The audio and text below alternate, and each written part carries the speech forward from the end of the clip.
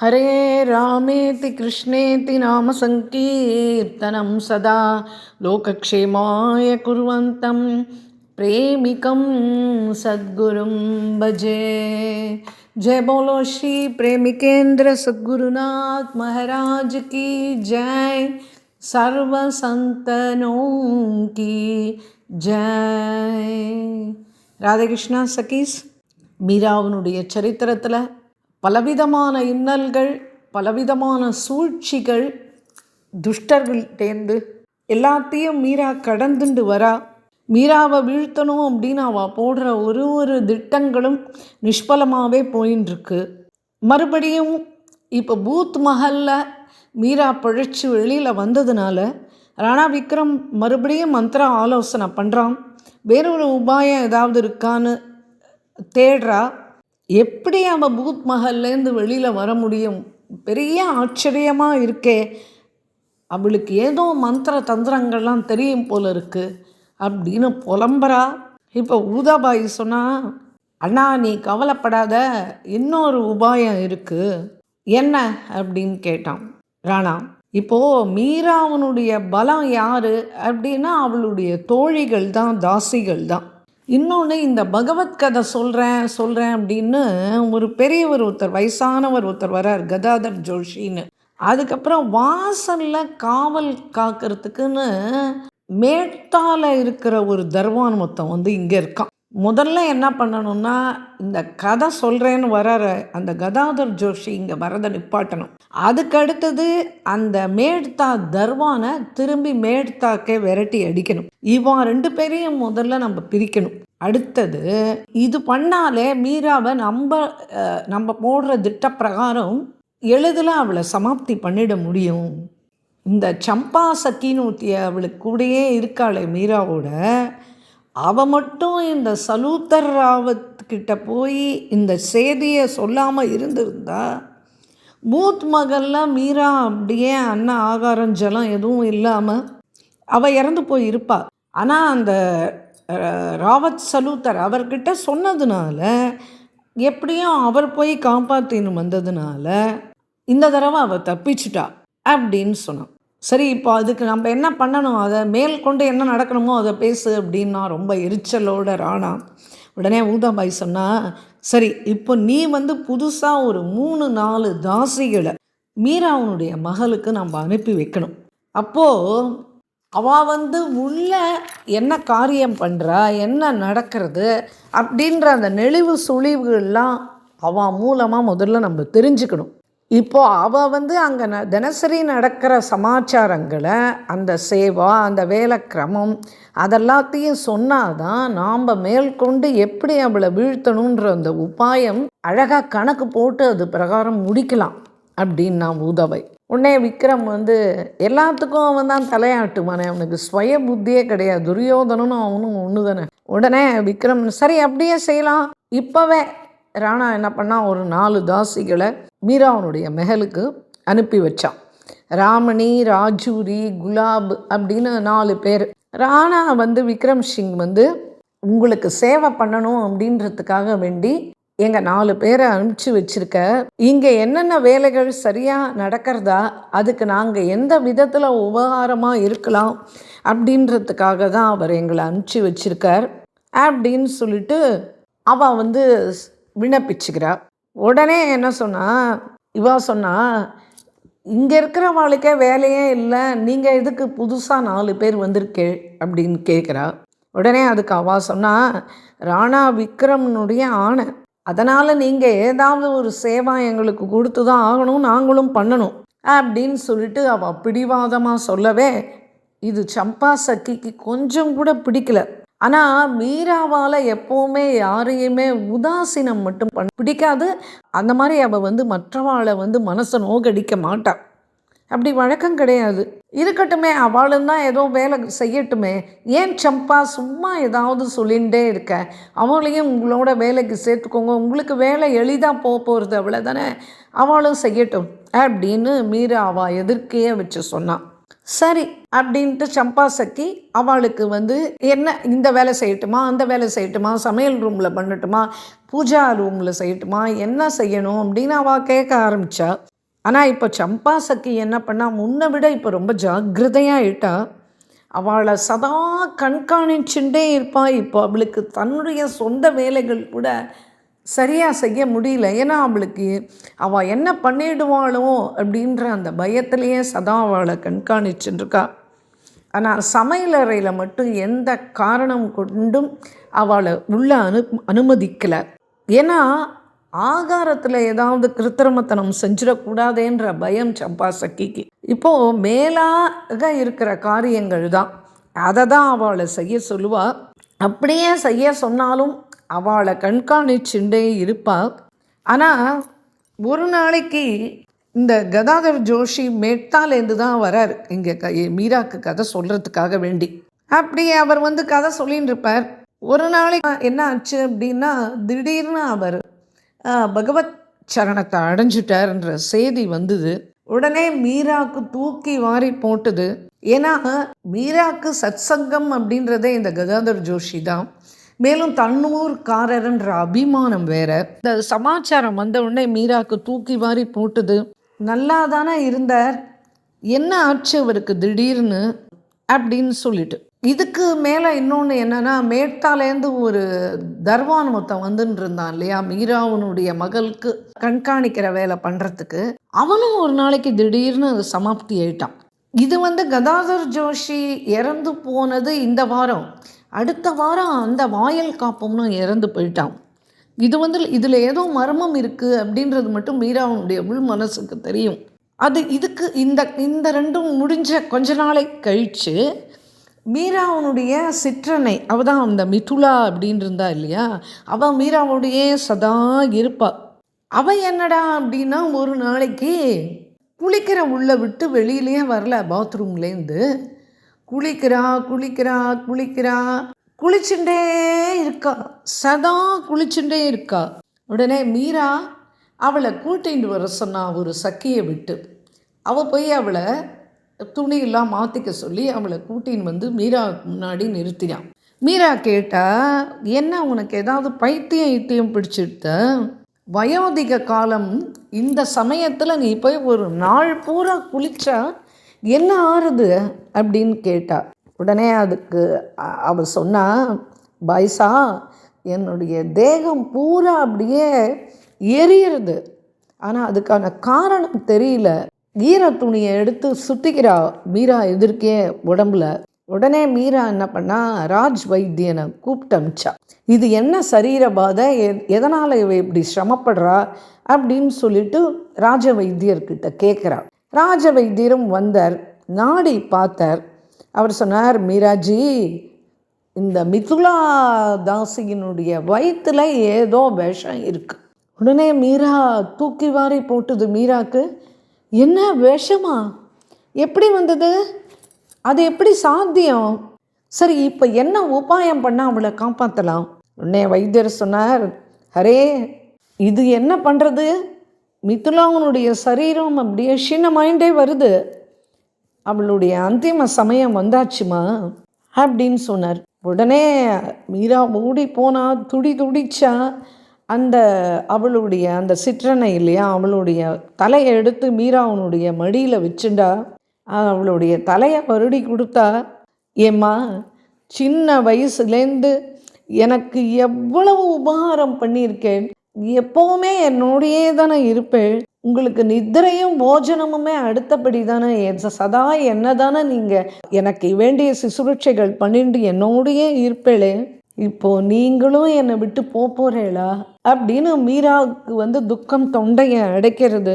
உடனே அவள் அப்படியே அவளால் பேச முடியல. அவள் அப்படி பார்த்தா இவளை, பாய்ஸா, நீங்கள் வந்து என்னை சின்ன குழந்தையாக இருக்கும்போது மடியில் வச்சு என்னை எப்படி தாளாட்டுவேன், இப்போ எனக்கு அம்மாவும் இல்லை, அப்பாவும் இல்லை, தாத்தாவும் இல்லை, நீங்களும் இப்போ என்னை விட்டுட்டு போகிறேளா, எனக்கு இந்த தாய் வீட்டு சம்பந்தம் அப்படின்றதுலையே நீங்கள் தானே எனக்கு இத்தனை நாள் கூட இருந்து எல்லா விதத்துலேயும் எனக்கு மனசுக்கு அனுசரணையாக இருந்தேன், இப்போ நீங்களும் கிளம்பிடுவேளா, என்னால் இதை தாங்க முடியாது போல இருக்கேன் அப்படின்னு. உடனே மிதுலா சொன்னால், நானும் இந்த ஜீவன் முடிகிற பரியந்தம் உங்களுக்கு தான் சேவை பண்ணணும் அப்படி தான் இருந்தேன், ஆனால் இப்போ பார்த்தா என்னுடைய சரீரம் ரொம்ப க்ஷீண தசையில் போயின்னு இருக்கு, நான் பிழைக்க மாட்டேன் மாதிரி இருக்கே. மீரா சொன்னா, பாருமா மிதுலாஜி, இந்த ஜென்மம் எடுக்கிறதும் இந்த மிருத்யு வரதும் இது ரெண்டுமே பகவானுடைய கையில் தாமா இருக்குது. நீ அதனால் பகவானையே ஸ்மரிச்சுண்டு அப்படின்னா. அதுக்கு மிதுலா சொன்னா, பகவானுடைய ஸ்மரணை இருக்குது, ஆனால் என்னுடைய சரீரம் ரொம்ப எரியறது, என்னால் எதுவுமே முடியல அப்படின்னு அழுதா. உடனே மீரா சொன்னா, பாவரி, நீ சரீரம் இல்லை, என்னோட நீ இவ்வளவு நாள் இருந்து ஏன் இருந்துமா உனக்கு இன்னும் பக்குவம் வரல? உன்னை ஒரு கோபியாக நீ நினச்சிக்கோ. முதல்ல கிரிதரன் கிட்ட அடுத்தது உன்னை பூரண சமர்ப்பணம் பண்ணு, எல்லா நிலைமையும் மாறிடும், சரியாயிடும் அப்படின்னா மீரா. உடனே மிதுலா சொன்னா, மா, நான் கிரிதரனை பஜிக்கலை, உங்களுக்கு செய்கிற சேவையை தான் நான் கிரிதரனுடைய சேவாவாக நினச்சிட்டு இருக்கேன். உங்களுடைய நினைவை தவிர என்னுடைய ஹிருதயத்தில் வேறு எதுவுமே கிடையாது. சதா நீங்கள் தான் என்னுடைய கனவுலையும் நனவுலையும். எனக்கு உங்களை தவிர வேறு யார் மேலேயும் பந்தமும் கிடையாது, பாசமும் கிடையாது. எனக்குன்னு இந்த உலகத்தில் இருக்கிற ஒரே ஜீவன் நீங்கள் ஒருத்தர் தான் அப்படின்னு அவள் பேச தொடங்கின உடனே மீராவனுடைய கண்கள்லாம் அப்படியே குளமாயிடுத்து. அவளால் தாங்க முடியல மீராவால். உடனே மீரா சொன்னா, நான் என்ன செய்ய முடியும்? உன் ரோகத்தை நான் வாங்கிக்கட்டுமா? என்ன பண்ணணும்னு எனக்கு புரியலையே அப்படின்னா. உடனே மிதுலா சொன்னா, இல்லை இல்லை, அப்படிலாம் சொல்லாதீங்கோ. நான் என்ன நினைக்கிறேன் அப்படின்னா, உங்களுக்கு இப்படி மேலே மேலே மேலே மேலே ஏதோ ஆபத்துக்களும் விபத்துக்களும் வருதே, இந்த கஷ்டங்கள் எல்லாம் இன்னும் கொஞ்ச நாளையில் மறிக்க போகிறேன்னா எனக்கு சேரட்டும்.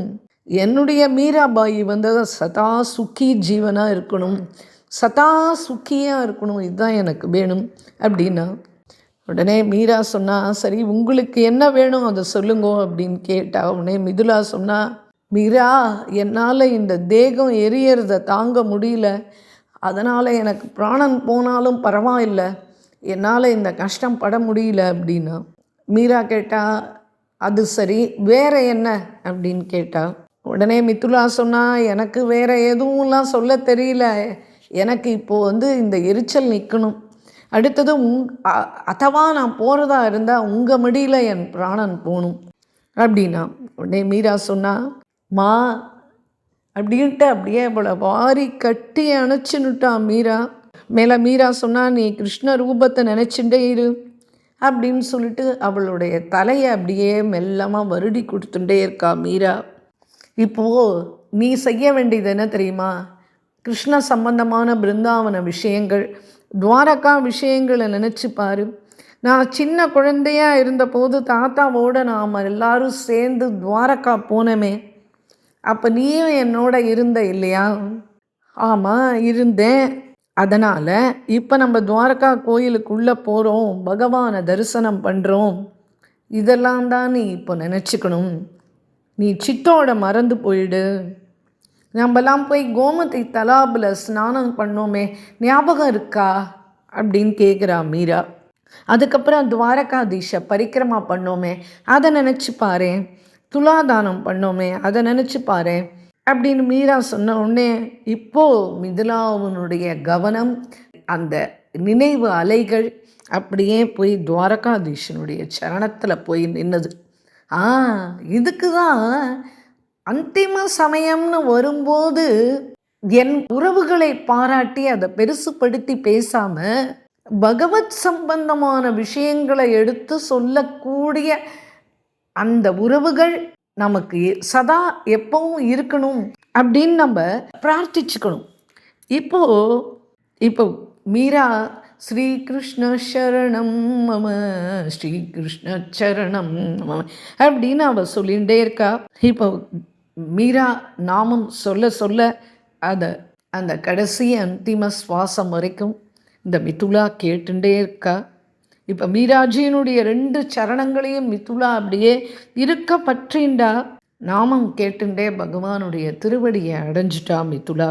மீராவனுடைய சரித்திரம் அது வந்து ஒரு பகவத் பக்தையினுடைய சாட்சி சரித்திரம் இது. மீராவனுடைய ஆயுள் 66 வயது வரை அவள் வாழ்ந்தாள். இப்போது இந்த மிதுலாஜி என்ன பண்ணா, மீராவுக்கு முன்னாடியே சரீரத்தை விட்டுட்டா இல்லையா? ஆனால் சரீரத்தை விட்டுட்டு அவள் எங்கே போனா அப்படின்னா, அவளுடைய அடுத்த பிறப்பு வந்து திவ்ய துவாரகாயிலேயே கஞ்சன்மாலா அப்படின்ற சக்கியா மறுபடியும் மீராவுக்கு சேவா சக்கியாக துவாரகா போகும்போது இவ ஜென்மா எடுத்து இவ வந்து அங்கே மறுபடியும் மீராவுக்கு சேவை பண்ணுற பாக்கியம் அவளுக்கு கிடைச்சது. அதை நம்ம பின்னாடி பார்ப்போம் சரித்திரத்தில்.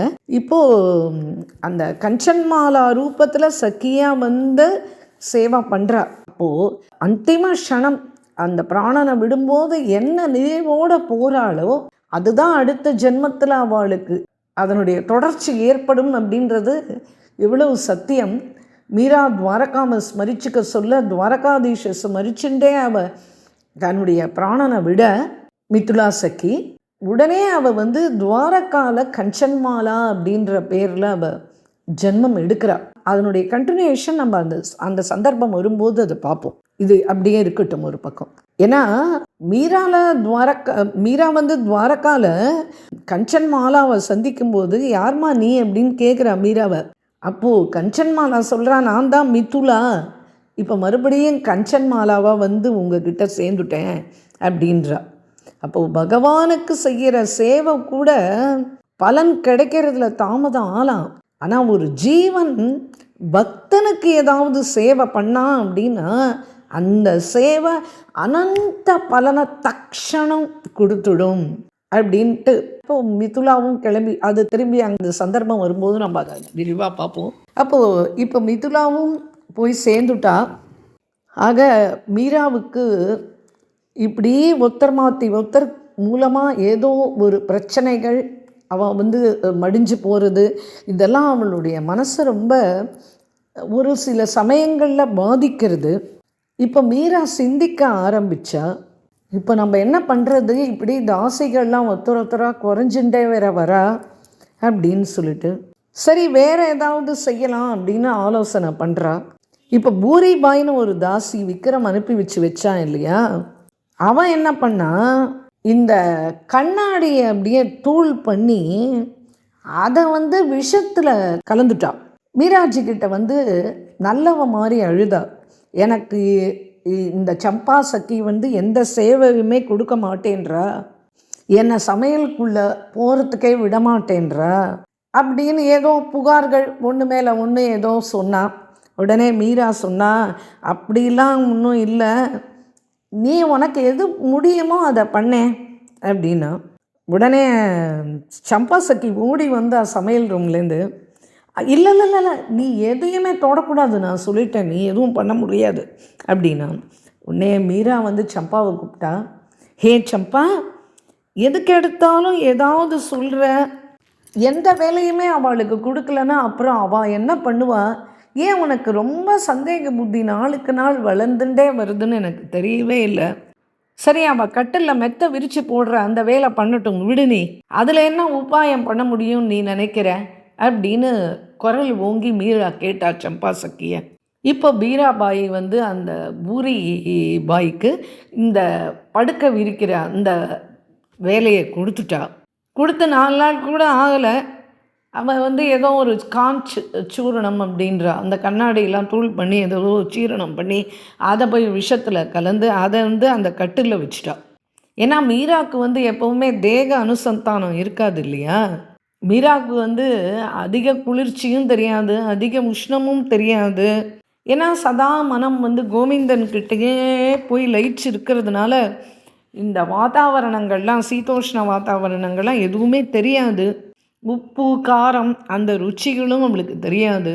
இந்திரியங்கள் கோவிந்தன்கிட்ட போய் லயிச்ச பிறகு சம்சார விஷயங்கள் அவளுக்கு எதுவுமே ஒட்டலை. இன்றைய தினம் என்ன பண்ணால் கிரிதரனை வச்சுட்டே அந்த கட்டிலில் வந்து மீரா படுத்துட்டா. காலையில் எழுந்து ஸ்நானம் பண்ணுறதுக்கு போனால் இப்போ சம்பா கட்டில் பக்கத்தில் வந்து கட்டில் பூரா இப்படி மேற்பார்வையிடுறா. பார்த்தா அங்கே வந்து இந்த கண்ணாடி சூரணம் பண்ண அந்த பாட்டில் அந்த பேழை அதெல்லாம் அப்படியே அங்கேயே இருக்குது. அந்த கலந்த விஷத்தில் கலந்த அந்த பிழை எல்லாம் அங்கே இருக்குது. அரே, உடனே கோபம் வந்தது சம்பா சக்கிக்கு. வயசா மீரா எங்கே எங்கே அப்படின்னு கத்தினா சம்பா. இங்கேயும் அங்கேயும் மூடினா. மீராபாய் குளிக்கிறதுக்கு போயிருக்கா அப்படின்னா கேசர் சக்கி. உடனே சம்பா நேராக அவள் ஸ்நானம் பண்ணிட்டு இருந்த அறைக்கு ஓடினா. கதவை தர மீரா, கதவை தர அப்படின்னு கத்தினா. உடனே நான் ஸ்நானம் பண்ணுறேன் அப்படின்னா, இல்லை மீரா கதவை தர, கதவை தர அப்படின்னோடனே மீரா கதவை திறந்தா. இப்போது சம்பா சக்கி சரீரத்தை பூரா தடவி தடவி பார்க்குறா. ஏன் என்ன ஆச்சு, ஏன் இப்படி பண்ணுற அப்படின்னு கேட்டா மீரா. உங்களுக்கு எந்த சரீர பாதையும் இல்லையே அப்படின்னு கேட்டா மீரா.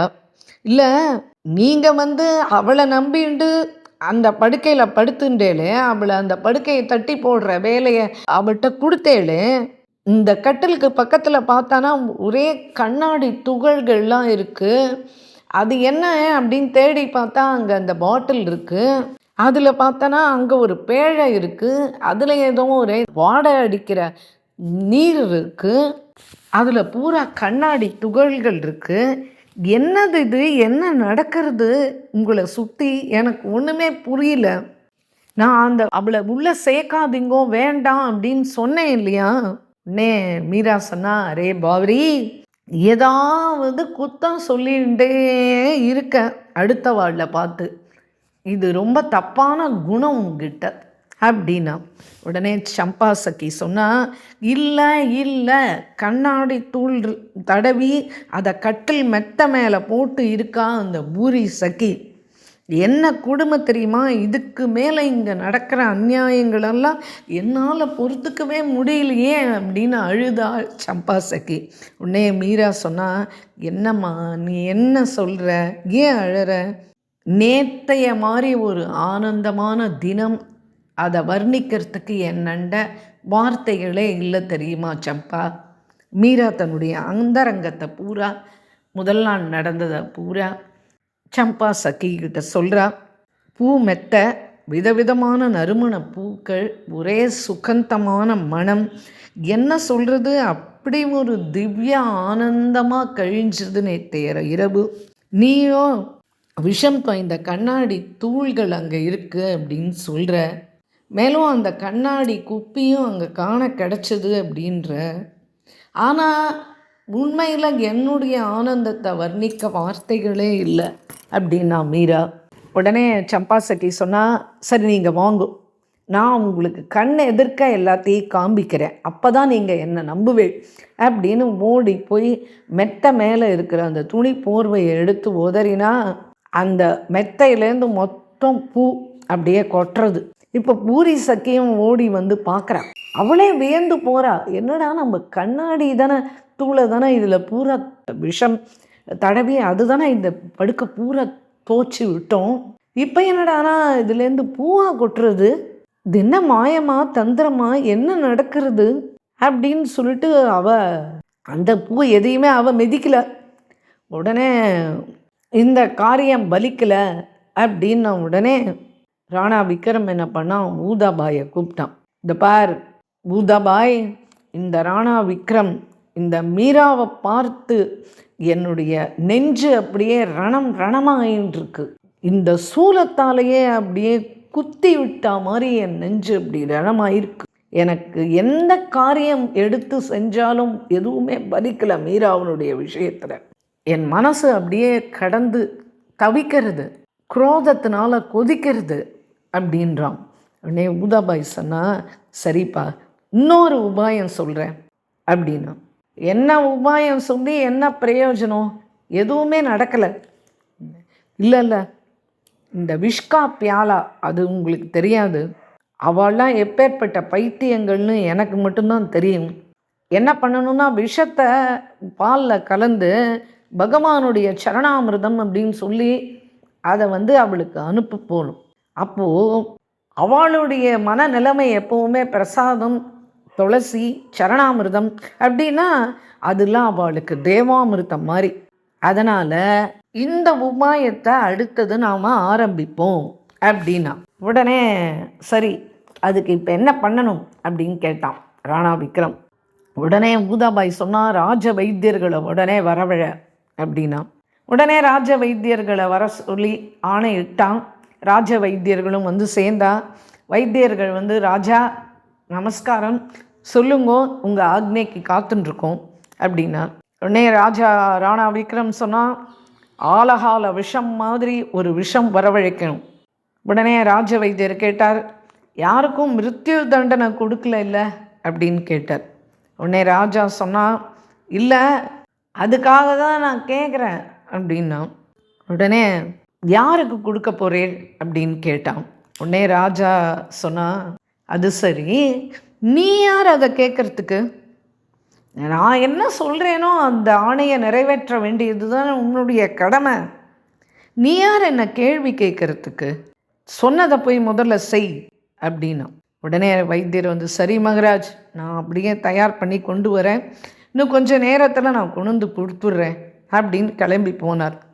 இப்போ ராணா சொன்னால், சரி, இப்போது வந்து ராஜ வைத்தியர் இன்னும் கொஞ்சம் நேரத்தில் அந்த விஷத்தை தயார் பண்ணி கொண்டுருவார். ஆனால் நம்ம யார் கையில் அதை கொடுத்து அனுப்பினா மீரா நம்புவா? நம்ம யார் மூலமாக அதை கொடுத்து அனுப்பணும்? அதுக்கு விசுவாசமாக இருக்கிறவா, மீராவனுடைய விசுவாசத்துக்கு யார் ஆளாக இருக்காளோ அவளை தானே நம்ம தயார் பண்ணி அனுப்பணும் அப்படின்னா ராணா. உடனே ஊதாபாய் சொன்னால், அண்ணா அதுக்காகலாம் நீங்கள் கவலைப்படாதீங்க, அதுக்கும் என்னண்ட திட்டம் ரெடியாக இருக்குது. என்னது அது? நம்ம ஊரில் கும்பஷாம் மந்திர்னு ஒன்று இருக்குது இல்லையா, அதனுடைய பூஜாரியை நீ உடனே கூப்பிட்டு அனுப்பு. அவர் பேர் தயாராம் பண்டா, அவரை கூப்பிட்டு அனுப்பு அப்படின்னு சொன்னான் ஊதாபாய். உடனே ராணா ஆணையிட்டான். உடனே தயாராம் பாண்டா வந்து சேர்ந்தார். மகாராஜ்க்கு எதிர்க்க வந்து நின்றுட்டு, மகாராஜ் என்ன பண்ணணும், என்னை கூப்பிட்டு அமிச்சேளே அப்படின்னார் தயாராம் பாண்டா. உடனே ராணா சொன்னார், இந்த பாத்திரத்தை எடுத்துன்னு போய் மேத்தனி மீரா இருக்கா இல்லையா, அவகிட்ட கொடுக்கணும். உடனே தயாராம் பாண்டே கேட்டார், அது சரி, இந்த பாத்திரத்தில் என்ன இருக்குது அப்படின்னு கேட்டார். இதை பாருங்க, நான் என்ன சொல்கிறேனோ அதை மட்டும்தான் நீங்கள் பண்ணணும், இந்த கேள்வி கேட்குறது எனக்கு பிடிக்காது அப்படின்னா. உடனே தயாராம் பாண்டே சொன்னார், அதுக்கு இல்லை, இது என்னது அப்படின்னு சொல்லிட்டு மீரா கேட்டால் எனக்கு பதில் சொல்கிறதுக்கு தெரியணும் இல்லையா, அதனால் நீங்கள் கொடுத்து அனுப்புகிறேள் அப்படின்னா அது என்னதுன்னு அவள் கேட்பாளே அப்படின்னு தயாராம் கேட்டார். உடனே ராணா சொன்னால், பகவானுடைய சரணாமிர்தம்னு சொல்லு அப்படின்னு. உடனே தயாராம் சொன்னார், உண்மையாக இது சரணாமிர்தம் இல்லை, கையில் எடுத்து பார்க்கும்போதே அதில் உள்ளே இருக்கிற அந்த அந்த விஷத்தினுடைய அனல் அடிக்கிறது, இது எப்படி சரணாமிர்தம் ஆகும்? இதனுடைய வாடையும் இதனுடைய தன்மையும் இது வந்து சரணாமிர்தம் இல்லை, இது விஷம்ன்றது பார்த்த உடனே புரியுறது. உடனே ராணா சொன்னார், சரி, நீ யார் என்ன கேள்வி கேட்குறதுக்கு? நான் சொல்கிற மாதிரி காரியத்தை நீ பண்ணி முடி அப்படின்னு சொன்னார். உடனே அந்த பிராமணன் என்ன பண்ணார், அந்த பாத்திரத்தை கையில் எடுத்துட்டார். ஆனால் அவருடைய மனசாட்சி பேசுறது, இந்த மகளுக்குள்ளே ஏதோ தவறுதல்கள் நடக்கிறது, இதுக்கு மேலே இதில் ஏதோ ஒரு ராஜதந்திரம் இருக்குது, ஆனால் நான் இந்த காரியத்தை பண்ண போகிறதுனால மீராவுக்கு எந்த கஷ்டமும் வந்துடக்கூடாதே, ஆனால் அந்த பாபி ராஜா அவனுடைய ஆணையை நான் மீறவும் முடியாது, ஒன்றும் பேசவும் முடியல, ஏ பகவான், என்ன போய் இந்த இக்கட்டில் மாட்டி வச்சுட்டியே ஷியாமசுந்தரா அப்படின்னு கதறார், புலம்புறார். சரி, மீராவனுடைய ரக்ஷகன் யார்? அந்த கோவிந்தன் தான். அதனால் அவனே காப்பாற்றட்டும் மீராவை இந்த கஷ்டத்துலேருந்து. இவன் வந்து துஷ்டன், இவன் சொல்லபடி கேட்கல அப்படின்னா அடுத்தது என் குடும்பத்துக்கே இவன் வந்து ஒல வச்சிருவான் அப்படின்னு மனசுக்குள்ள ரொம்ப வெந்து போகிற அனந்த குண பலதாயினி அப்படின்றார் மகாராஜ். யார? மீராவை. ஆஹா, அனந்த குண பலதாயினி பக்தை சந்து. இந்த மீராவுடைய தரிசனம் இப்போ தயாராமுக்கு கிடைக்கிறது. இப்போ பாத்திரத்தை எடுத்துட்டு தயாராம் எதிர்க்க வந்த உடனே மீரா உடனே எழுந்தா, நமஸ்காரம் பண்ணா. பிராமணோத்தமர் அதுலேயும் கும்பன் கோயிலேருந்து வந்திருக்காரே அப்படின்னு அவருக்கு உட்காரத்துக்கு ஆசனம் கொடுத்தா. என்ன திடீர் ஆகமனம், என்ன ஆச்சு, ஏதாவது நீங்கள் தாக சாந்தி பண்ணிக்கிறீளா, ஆகாரம் எடுத்துக்கிறீளா, என்ன வேணும் அப்படின்னு பணிவாக கேட்டால் உடனே அவர் சொன்னார், இது வந்து ராணாஜி கொடுத்து அனுப்புனாமா. இல்லை, ராணாஜி இல்லை, ஆமாம்மா, யாரோ ஜெகநாத் போயிட்டு வந்துட்டும் பகவானுடைய சரணாமிர்தத்தை கொண்டு வந்தாலாம். அதைத்தான் ஜெகநாத் சரணாமிர்தத்தை இப்போ நான் உங்ககிட்ட கொடுக்க வந்திருக்கேன் அப்படின்னு பேசவே வராமல் ஒரே தடுமாறி பேசும்போதே சம்பாசக்கி சந்தேகப்பட ஆரம்பித்தா. உடனே மீரா ஆஹா, ஜெகநாத் பகவானுடைய சரணாமிர்தமாக இன்றைய தினம் எனக்கு கிடைச்சது அப்படின்னு சொல்லிட்டு அதை 2 கையாலையும் வாங்கிண்டா. இதுக்குள்ளேயே தயாராமனுடைய முகத்துலேருந்து அப்படியே வேர்வை கொட்டுறது, அவருக்கு வயிற்ற கலக்கிறது, நாக்கு குழறது, கைகள்லாம் நடுங்கிறது. இது ஜெகநாத பிரசாதம் தான் அப்படின்னு சொல்லிட்டு அழ ஆரம்பிச்சிட்டார் பெருசாக. உடனே சம்பாசக்கி இதெல்லாத்தையும் பார்த்துட்டே இருந்தாளே, பாய்ஸா மீராஜி ஒரு நிமிஷம் பொறுங்கும். சரி பூஜாரிஜி, நீங்கள் ஏன் இவ்வளவு பயப்படுற? என்ன விஷயம்? ஏன் உங்களுக்கு இப்படி வேர்த்து விறுவிறுத்து போகிறது? ஏன் உங்கள் நாக்கு தடுமாறுறது? என்ன காரணம்? அதை முதல்ல என்கிட்ட சொல்லுங்க அப்படின்னு நான் சம்பாசக்கி. உடனே தயாராம் சொன்னார், சம்பா என்னை எதுவுமே கேட்காதீங்கோ. எனக்கு எது வரைக்கும் தெரியுமோ அது வரைக்கும் நான் இப்போ சொல்லி முடிச்சுட்டேன். என்ன சொல்லி என்னை அனுப்பிச்சாலோ அது எல்லாத்தையும் சொல்லி முடிச்சுட்டேன். அதை அப்படியே சொல்லிட்டேன். அதனால் இது ஜெகநாத பிரசாதம் அப்படின்னு சொல்லி கொடுக்க சொன்னான். அதை அப்படியே தான் சொல்லியிருக்கேன் இப்போ அப்படின்னார். உடனே சம்பா சக்கி சொன்னா, பைசா என்னண்ட முதல்ல நீங்கள் அதை காம்பிங்கோ. பார்த்தா மீராஜி நீங்கள் கண்டிப்பாக இதை குடிக்கக்கூடாது. பண்டிட்ஜியை கூப்பிட்டு அந்த துஷ்டர்கள் மிரட்டி ஏதோ சரணாமிர்தம் இல்லை வேற எதையோ கொடுத்து அனுப்பிச்சிருக்கா சரணாமிர்தம்ன்ற பேரில். அதனால தான் அவர் கை நடுங்கிறது, நாக்குழறது. உண்மை இல்லை அப்படின்னு புரியறது. பார்த்தாலும் இது சரணாமிர்தமாக எனக்கு தோணலை. இதில் ஏதோ பெரிய சூழ்ச்சி இருக்குது மீராஜி அப்படின்னா. உடனே மீரா சொன்னா, பாவரி சரணாமிர்தத்தில் கூட போய் சொல்லுவாளா என்ன? எதையுமே விபரீதமாக நினைக்கிறது தான் உன் வேலை. நீ சரியே இல்லை இப்பெல்லாம் அப்படின்னா.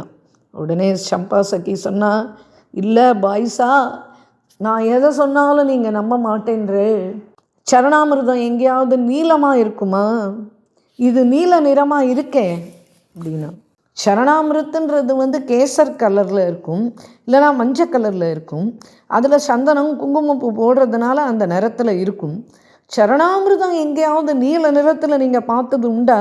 அவள் நம்மளை எவ்வளவு முட்டாளை ஆக்கணுமோ அவ்வளவு முட்டாள்களாக ஆக்கின்னு இருக்கா அப்படின்னா. உடனே மீரா சொன்னா, ரே பாவரி சம்பா, நம்ம டாக்கூரனுடைய அங்க நிறம் என்ன? நீல நிறம் தானே. அப்போது நீலாம்புஜ ஷாமள கோமளாங்கம் இல்லையா நம்மளுடைய ஷாமசுந்தரன்? அப்போ நீலத்தாமரை கலர் தானே அவனுடைய நிறம். அதனால் நீ இப்படி தப்பு கண்டுபிடிக்க கூடாது சம்பா. சரணாமிர்தத்தை மேலும் உல்லங்கனமும் பண்ணக்கூடாதுன்னு இருக்கு. இப்போ எல்லா தாசிகள் அங்கே சுற்றி இருந்தவா சக்கிகள் எல்லாரும் அழ ஆரம்பிச்சிட்டா. கடைசியில் பண்டா, மீரா பொறு, அதை நீ குடிக்கக்கூடாது, அதை தூரம் எரிஞ்சிடும், அதை தூரம் எரிஞ்சிடும் அப்படின்னார். கூச்சலிட்டார். அடுத்தது சொன்னார், ராணா அடுத்தது என்ன தான் கொல்ல போகிறான், அது எனக்கு நல்லா தெரியும், கொல்லட்டும், நான் அதுக்காக கவலைப்படலை. ஆனால் சந்தை கொலை பண்ண அந்த பாவம் எனக்கு சேரக்கூடாது இல்லையா? அதனால் நான் உண்மையை சொல்கிறேன், நீ குடிக்காத மீரா அப்படின்னு. உடனே மீரா சொன்னா, இல்லை உங்கள் வாயிலேருந்து இது சரணாமிருத் அப்படின்னு சொல்லிட்டேன், அதனால் நீங்கள் பயப்படாதீங்கோ. ஹே கிரிதர், ஹே கிரிதர், சொப்னத்துலேயும் என் நாக்கு கிருஷ்ண நாமத்தை தவிர வேறு எதையுமே சொன்னது இல்லை. அப்படி குரு கோவிந்த சரணத்தில் மீராக்கு அப்பேற்பட்ட நிஷ்டை இருக்கிறது உண்மையா. ஆனால் இந்த ஜீவன் பூரா எந்த அந்நிய புருஷனையும் நான் கனவுலேயே நினச்சது இல்லை அப்படின்றது சத்தியமானா இந்த சரணாமிர்தம் குடிச்சிட்டு உன் சரணத்தில் உன்மத்தனா ஆகுவேன் அப்படின்னு சொல்லி அந்த கிரிதரனுடைய பாதத்தில் அதை சமர்ப்பணம் பண்ணிட்டு அதை அப்படியே குடிச்சிட்டா மீரா. குடிச்சிட்டு இப்போ அந்த பாத்திரத்தை கீழே வச்சா, எங்கே அந்த பண்டா, எங்கே என்னுடைய தாசிகள், தன்ய அந்த விஷத்தை குடிச்சிட்டு என் சரீரம் எரியும், அந்த விஷத்தை குடிச்சிட்டு என்னுடைய மரணம் நிச்சயம் அப்படின்னு யாரெல்லாம் முடிவு பண்ணாலோ, ஆனால் அது நடக்காமல் இன்றைய தினம் மீராவுக்கு அதை குடித்த உடனே மஸ்தி வந்துடுது. சம்பா, ஓடி போய் என்னுடைய கால் கஜ்ஜையை கொண்டு வா அப்படின்னா ஓடி போய் சம்பா சக்கி அந்த கஜ்ஜையை தூக்கின்னு வந்தா, சரணங்கள் ரெண்டுத்தையும் காண்பிச்சு என்னுடைய காலில் அதை கட்டிவிடு அப்படின்னா உடனே மீராவனுடைய சரணத்தில் அந்த குங்குருவை கட்டி விட்டா. மீராபாயினுடைய மிகவும் பிரசித்தியான கீர்த்தனை இது. भगत गुंगुरु बांध मीरा नाची रे, भगत गुंगुरु बांध मीरा नाची रे, मीरा नाची रे, मीरा नाची रे, भगत गुंगुरु बांध मी நாச்சி ரே அப்படின்ட்டு அந்த விஷத்தை அப்படியே குடிச்சிட்டா. சாதாரண ஜனங்களாக இருந்தால் அதை குடித்ததுக்கு அப்போவே இறந்து போயிருப்பார். ஆனால் விஷத்தை குடிச்சிட்டு மீரா காலில் கஜ்ஜையை கட்டிண்டு கீர்த்தன் பாடிண்டு அற்புதமாக நடனம் சுழண்டு சுழண்டு ஆடுற. கிரிதரன் எதிர்க்க அந்த துஷ்ட ஜனங்கள் மீரா இறந்து போயிட்டா என்ற செய்தி வரப்போகிறது, தாசைகளுடைய அழுக குரல் இப்போ கேட்க போகிறது அப்படின்னு அவள் அப்படியே காதை ஒட்டு கேட்குற மாதிரி வச்சுண்டு அந்த மெஹலுடைய வாசலில் எதிர்பார்த்துன்னு இருக்கா செய்திகளை. ஆனால் மீரா மகல்லேருந்து என்ன வந்தது? தாள், பக்கவாஜ், சலங்க சத்தம்தான் கேட்குறது. ராணா விக்ரம் இப்போ ரொம்ப கோபம் மேலிட்டு பூதாபாயை கூப்பிட்டார். ஏ பூதா, என்ன ஆச்சு? விஷம் குடிக்கலையா மீரா? தயாராம் ஏதாவது சொன்னாரா சொல்லலையா? மகாராஜ், தயாராம் என்னண்டா எதுவுமே சொல்லலையே. ஆனால் அவள் விஷம் குடித்தாளே. உடனே ராஜா, விஷம் குடிச்சிட்டு இன்னும் உயிரோடு இருக்காளா மீரா? மகாராஜ், அவளுக்கு ஒரு ரோமம் கூட எரியல. விஷம் குடிச்சிட்டு இன்னும் மஸ்தியாக அவள் ஆடின்னு இருக்கா. கீர்த்தன் சத்தம் கேட்குறது. உடனே ராணா, அப்படின்னா கட்டாயம் அந்த ராஜ வைத்தியர் முன்கூட்டியே மீராமண்ட போய் ஏதோ சொல்லி வச்சிருக்கான். உடனே ராஜ வைத்தியரை கூப்பிடுங்க அப்படின்னா உடனே ராஜ வைத்தியர் பாவம் பயந்துட்டே வந்து கை கால்லாம் நடுங்க எதிர்க்க வந்து நிற்கிறார் ராணா எதிர்க்க. உடனே ராணா பேச ஆரம்பித்தான். ஏ, நீ அந்த விஷம் எப்படி தயார் பண்ண சொல்லு அப்படின்னு கேட்டார். உடனே ராஜ வைத்தியர் சொன்னார், மகாராஜ், இருக்கிறதுலையே மிகவும் உயர்ந்த ஜாதி நாகம், அதனுடைய வீரியம் சொல்லவே முடியாது.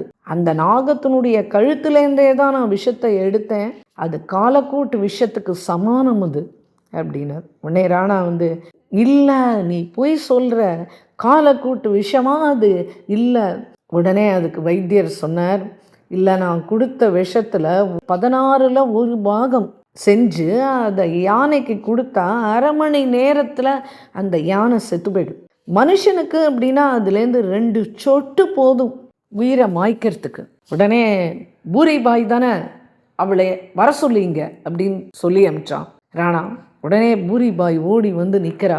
எங்கே அந்த பாத்திரம், விஷம் கலந்து கொடுத்த அந்த சரணாமிருது பாத்திரம் எங்கே, அதை கொண்டா அப்படின்றான்.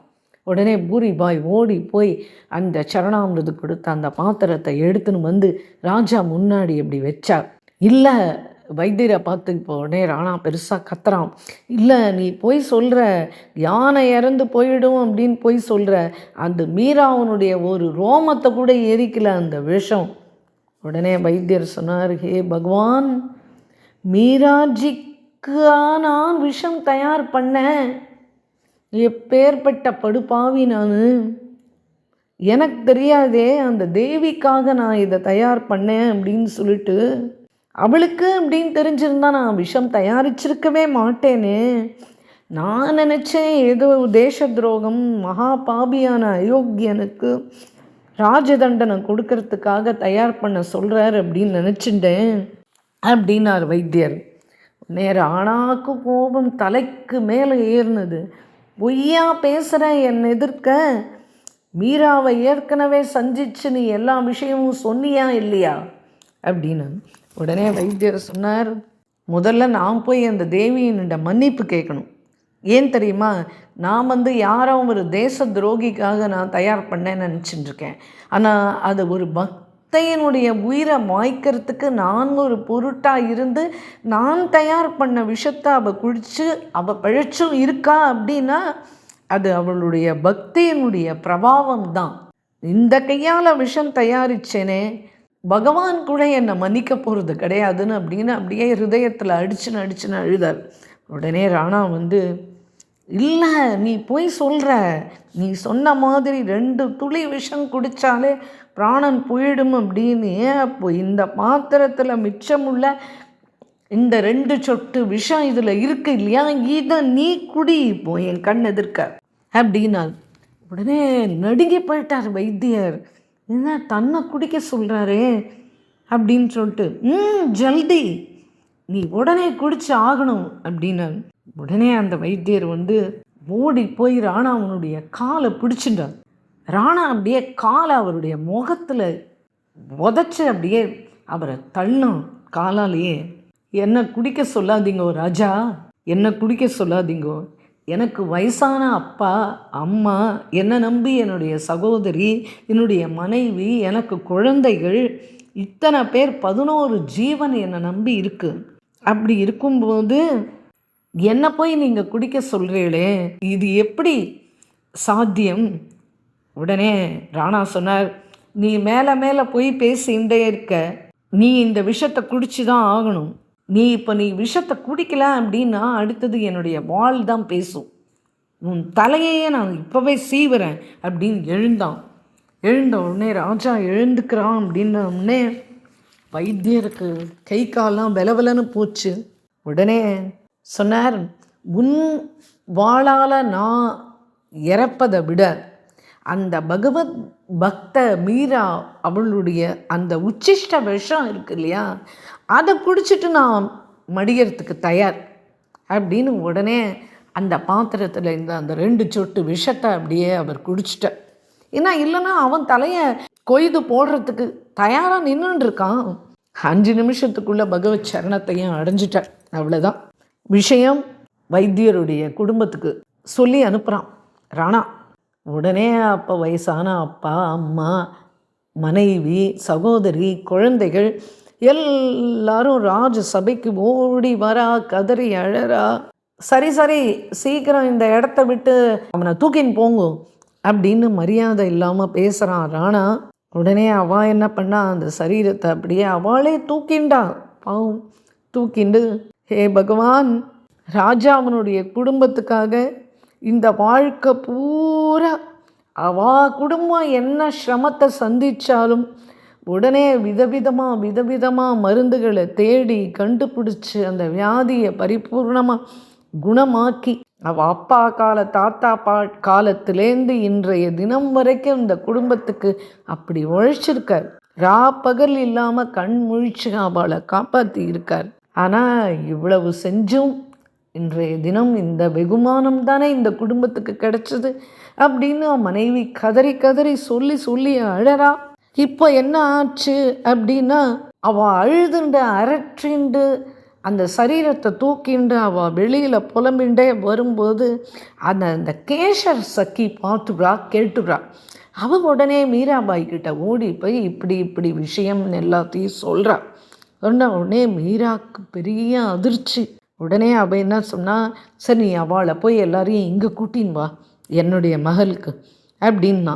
உடனே அவகிட்ட போய் கேசர் சக்கி மீராபாய்ஸா வந்து உங்களை கூட்டின்னு வர சொன்னா அப்படின்னா. உடனே இப்போ அவள் எல்லாரும் மீராவுடைய மகளுக்குள்ளே போன உடனே மனைவி வந்து மீராஜியை பார்த்து, என்னுடைய கணவன் செஞ்ச தவறு என்ன அப்படின்னா இந்த விஷத்தை தயாரிச்சது தான்.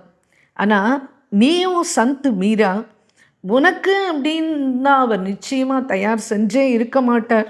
ஆனால் அந்த விஷம் பக்தியினுடைய மேன்மையினால் உன்னண்ட அந்த விஷம் வேலை செய்யலை. கடைசியில் அவன் அம்மா அழறா, என் குழந்தைய இந்த விஷம் அழிச்சு விடுத்தேம்மா, இப்போ இந்த குடும்பமே அதோ கதியாயிடுத்து, யாருமே இதில் சம்பாதிக்கிறவாளே கிடையாது. நாங்கள் எப்படி 11 ஜீவன்கள் இனிமேல் சாப்பிட போகிறோம், எப்படி நாங்கள் இருக்க போகிறோம், அவன் இல்லாமல் எங்களுடைய வாழ்க்கை சூன்யமாயிடுத்தே அப்படின்னு எல்லாரும் அழறா.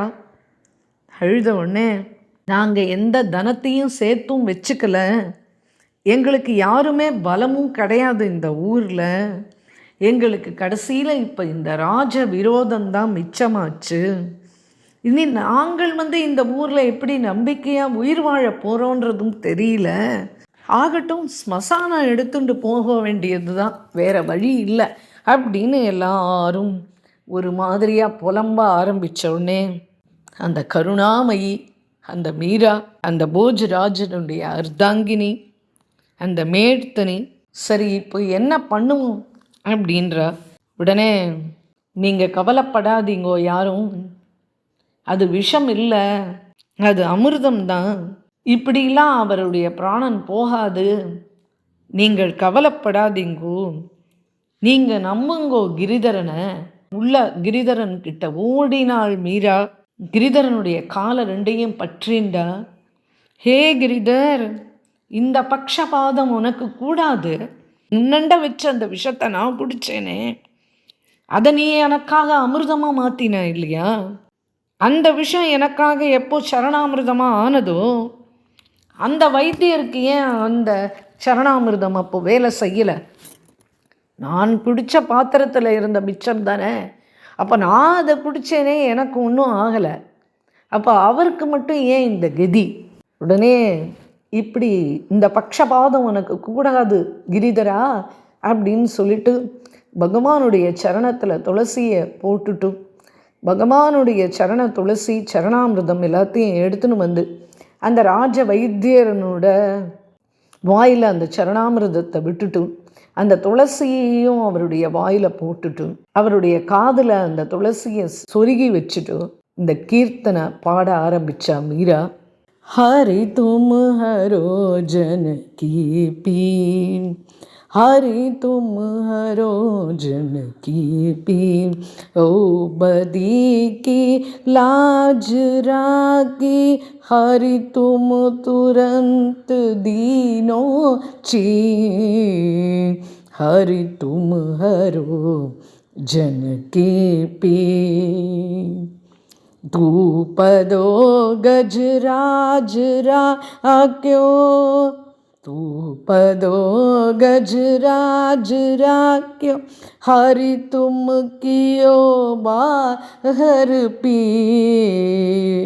भक्त कारण रूप नरसिंह हरो आप सरी, मीरा दासी लाल गिरिधर, मीरा दासी लाल गिरिधर, तुम चरण कमल नची, हरि तुम चरण कमल नची, हरि तुम हरो जन की पीड़, हरि तुम हरो जन की पीड़ அப்படின்னு இந்த கீர்த்தனை பாடி முடிச்சா ராஜ் வைத்தியர் ஹரி ஹரி ஹரி அப்படின்னு சொல்லிகிட்டே இருந்த எல்லா பரிவாரங்களும் இப்போ ஜெயகாரம் பண்ணா.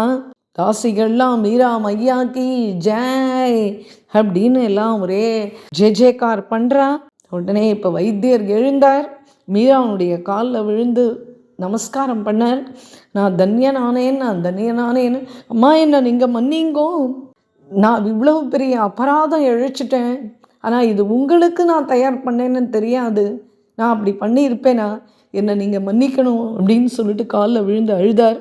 எவ்வளவு பெரிய பாபத்தை செஞ்சேன் என்னுடைய வாழ்க்கையில், உங்களுக்கு, அதுவும் மீராஜி உங்களுக்கு நான் விஷமாக தயாரித்தேன், நானாக தயாரித்தேன் அப்படின்னு நான் உடனே பரிவாரங்கள் பூரா மீராவினுடைய காலில் விழுந்து நமஸ்காரம் பண்ணா. உங்களுடைய உபகாரத்தை நாங்கள் என்னென்றைக்கும் மறக்கவே மாட்டோம், எங்களுடைய வாழ்க்கை பூரா நாங்கள் உங்களுக்கு மட்டும்தான் சேவை பண்ணுவோம், இனி இந்த ராணாமண்டை நான் சேவை பண்ண மாட்டேன், இன்னையோட இந்த வேலையை நான் துறந்து விடுறேன் அப்படின்னு சொல்லிட்டு வைத்தியர் சொல்லி அழுதார். உடனே மீரா சொன்னா, மீராவுக்காகவும் வேலை செய்ய வேண்டாம், நீ ராணாவுக்கு செய்தாலும் சரி செய்யாட்டாலும் சரி, ஆனால் வாழ்க்கை பூரா அந்த கிரிதரனுக்கு சேவை பண்ணிட்டு இருங்கோ. கிரிதரனுக்கு சேவை பண்ணோம் அப்படின்னா வாழ்க்கையில் என்றைக்குமே சிரமங்கள்ன்றது ஏற்படாது அப்படின்னு உடனே வைத்தியர் சொன்னார், ஏ வைஜி, இந்த நவஜீவனம் உங்களுக்கு கிரிதரனுடைய கிருப்பையினால் ஏற்பட்டது. இந்த க்ஷேமம், இந்த சேஷ ஜீவனம் பூரா பகவானுக்காக நீங்கள் அர்ப்பணிக்கணும், நீங்கள் க்ஷேமமாக இருக்கணும் அப்படின்னு சொல்லிட்டு மீரா சொல்கிறா. உடனே வைத்தியர் சொன்னார், ஆமாம்மா, நீங்கள் சொன்ன மாதிரியே நான் கேட்குறேன். இந்த பாக்கி ஜீவனம் பூரா நான் கிருஷ்ண சேவை, கிரிதரனுடைய பஜனைக்காகவே நான் வாழப்போகிறேன் அப்படின்னு சொல்லிட்டு ராஜ வைத்தியர் அவருடைய பரிவாரம் பூரா மீராவுக்கு நமஸ்காரம் பண்ணிட்டு கிளம்பினா. அன்றைய தினத்துக்கு பிறகு அந்த வேலையும் விட்டார். அந்த குடும்பமே வைஷ்ணவ குடும்பமாக மாறித்து. இப்படி இந்த துஷ்ட ஜனங்கள் இவா மறுபடியும் மந்திர ஆலோசனை பண்ணுறது, ஏதேதோ அடுக்கடுக்காக மீராவுக்கு சிரமங்கள் கொடுப்பதும் இப்படி போயின்னு இருக்கு. மேற்கொண்டு என்ன நடந்தது அப்படின்றத அடுத்த எபிசோடில் நாம் பார்ப்போம். மீராவினுடைய சரித்திரம் மனசை உருக்கிற சரித்திரம். இந்த சரித்திரம் மனசை உருக்கிறதோடு இல்லை, கேட்பவர்களுடைய சித்தத்தில் கிரிதரனுடைய பக்தியை வளர்க்கிற சரித்திரமாகவும் இருக்குது. ஜெய் போலோ ஸ்ரீ प्रेमिकेंद्र सद्गुरुनाथ महाराज की जय, सर्व संतनों की जय, मीरा मैया की जय, गिरिधर लाल की जय। राधे कृष्ण।